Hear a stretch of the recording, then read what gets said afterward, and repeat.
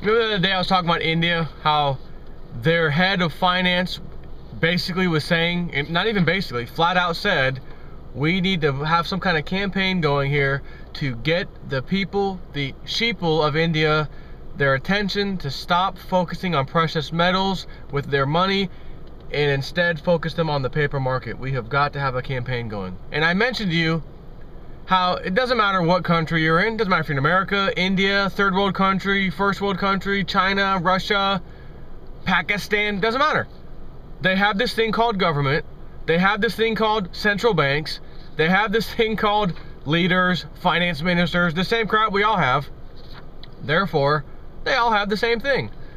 So this really shouldn't be too surprising, but it's very interesting because this, I believe, is a tiny, tiny, tiny fraction of a taste of what will really be coming in the future regarding something the Webbot said. And I'll get to that at the very end because that's when he talks about it.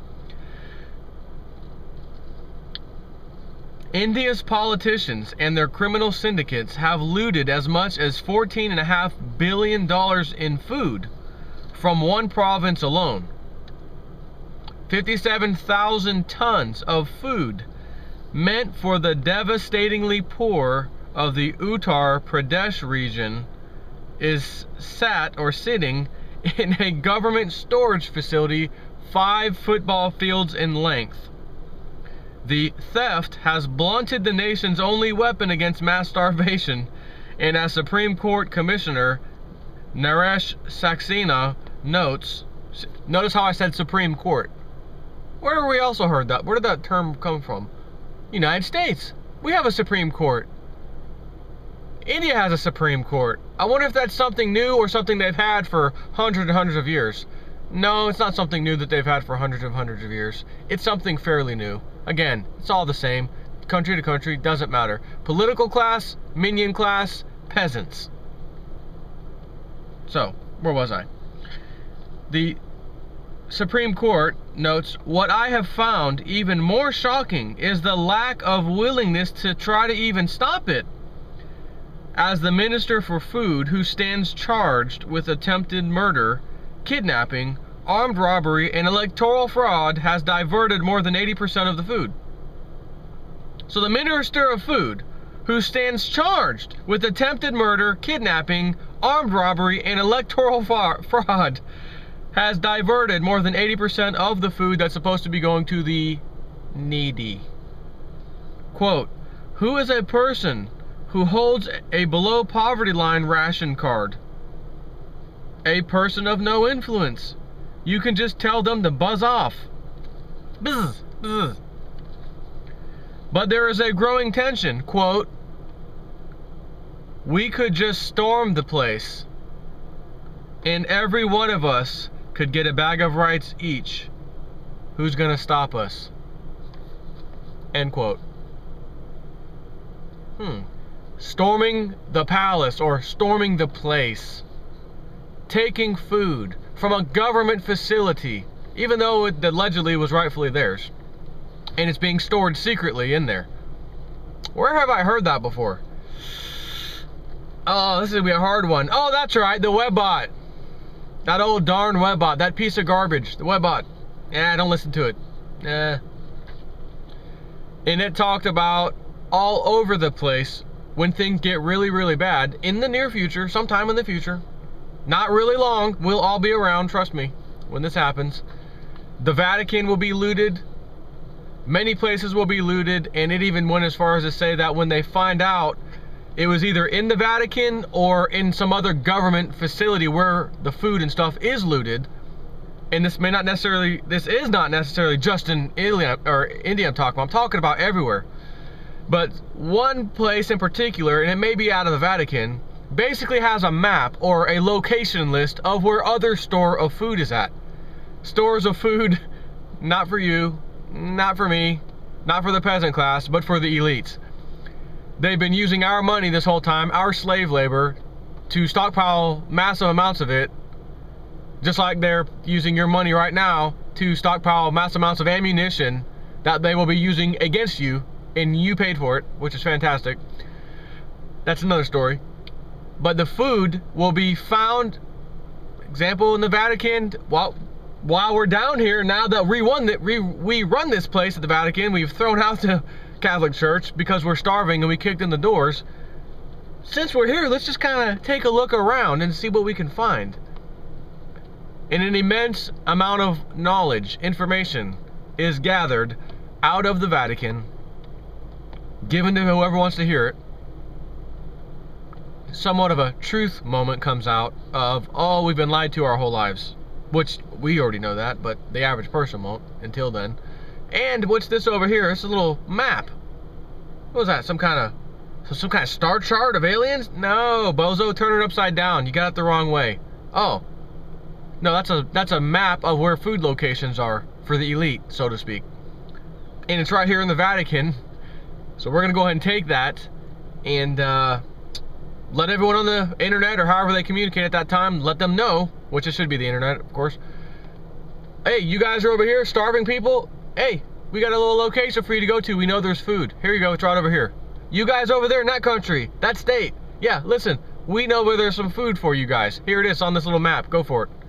That's the kind of thing that happens. And then people naturally, once they find the location, they're not knocking on the door to say, hey, excuse me, could you spare some butter and sugar, please?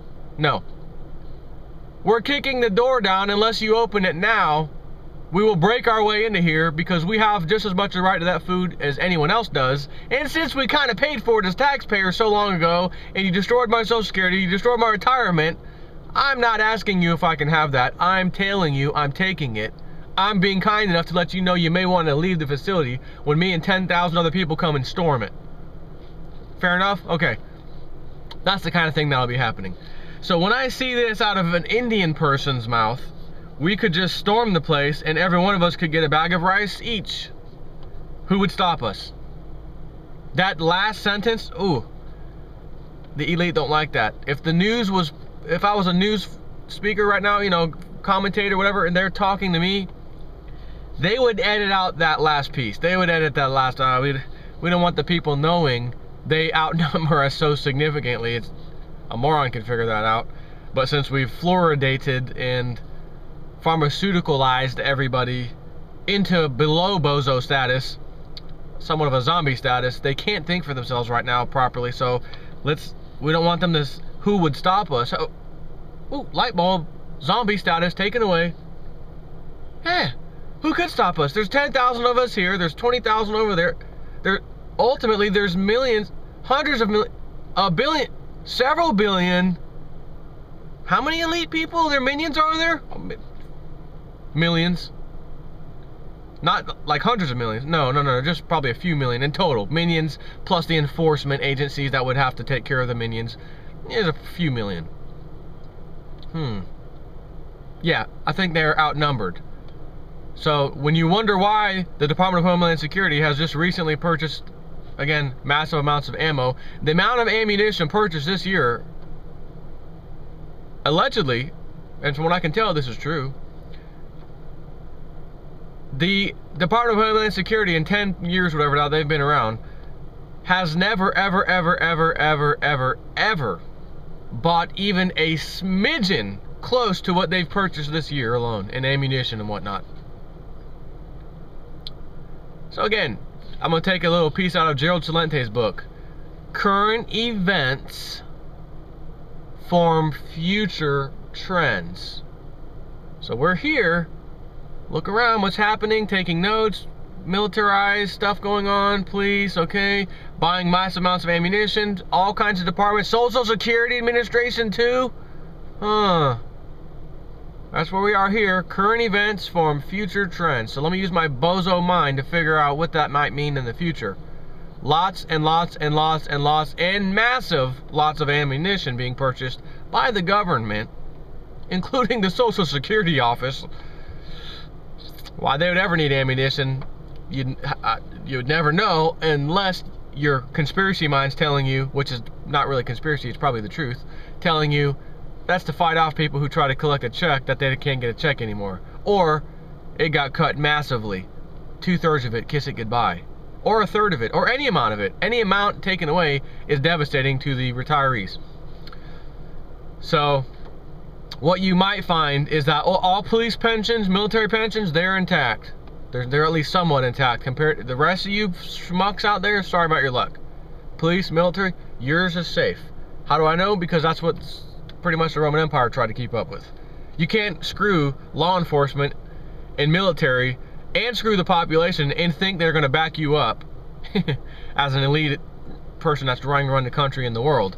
No, they already know this.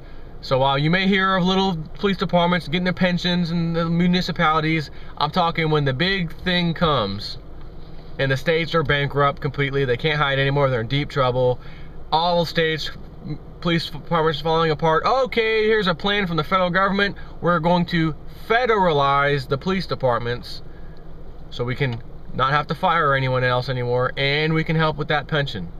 Then again, the police departments may be put in a position to where they say, I'm just lucky I've got a job. I don't care about that pension anymore. I'm lucky that they federalized the police department because at least I know I've got a job. Whew. And I don't care what orders my superiors give me. I'm telling all you peasants this now, in my mind. I'm not going to actually say it as a police officer. If, you know, a police officer would be saying this. If I'm given an order, we already know, as minions down the chain of command, we're going to follow that order no matter what the order is.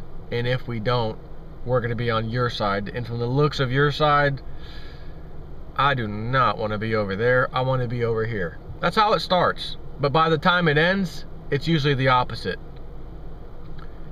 And of course, at the end, then there's trials and death sentences, except this is history I'm talking about every time. I was just following orders. I was just following orders. I was just following orders. Come on, I was just following orders. Why are you looking at me like that? This is absurd, and they really feel like it's absurd. I was following orders. In other words, God himself came down and told me to do something. I had to do it. Why are you looking at me like, why did I do it? Because God said so. Well, that's because you've replaced God with this other thing, as that video said. What was it? A message to the voting cattle. That video. You've replaced your God with the government. The government's your God. 10 Commandments, thou shalt not kill unless the government says it's okay. And as long as I can keep my lifestyle over here in America, I don't care who dies in what country for what reason. I don't care. Matter of fact, if it's my own troops or people or anybody dying in another country trying to secure and protect my freedoms, I don't care, as long as I could live that lifestyle as an American. That's all we want. That's all we as in Americans care about. Who cares if everything's fine? It may not be fine for your family who just lost their sick kid over in Iraq or Afghanistan or wherever, but mine's fine. I'm here. I got a job. I'm paying the bills. Everything's good. Got a little nest egg. You know, I'm happy. Things are good. Yeah, but seven people died today and 12 yesterday in a bombing in Pakistan. They thought it was alleged militants. Now it was an accident. No militants. All family. All, favorite word, women and children. Doesn't have the same effect when it's us bombing women and children. Isn't that interesting? Pakistan or wherever we've been, a drone, NATO drone, kill, strike, blah, blah, blah, 13 dead, 1 bad guy, 12 women and children. They usually try to cut that wording down. 12 civilians. It's civilians over there when we do it. It's civilians died, got in the car, casualty of war. But when Syria or Libya or anyone else, even though they're not doing it and it's a lie, but just for propaganda purposes, the elite roll the news stories. Women and children dead today. Most women and children dead in a week and fighting in Syria. Really? Huh. That headline automatically tells me that there must be a UN Security Council meeting either today or tomorrow, because they're trying to get Russia and China to agree to their plans to attack it and overthrow Syria. Because every time that story comes out, and every week, it seems like that same headline comes out with a different twist to it. More women and children, more carnage for women and children. Up, Security Council vote. Up, this weekend, Security Council vote. Really? Failed, veto, veto, veto, veto. Thank you, Russia and China. I appreciate that. Thank you. America don't like that. That propaganda's not working. The vetoing is still going on. What are we going to do? We're getting desperate. We may have to go to plan B. The world's not going to like plan B, but if we can't have plan A, we're going to have to go to plan B, and World War III is going to stem from it. So, the main point of this video, Indian government officials stealing 57,000 tons. 57,000 tons. Let me tell you something, 57 tons is a lot of food. Massive. 57,000 tons. What are you doing with it?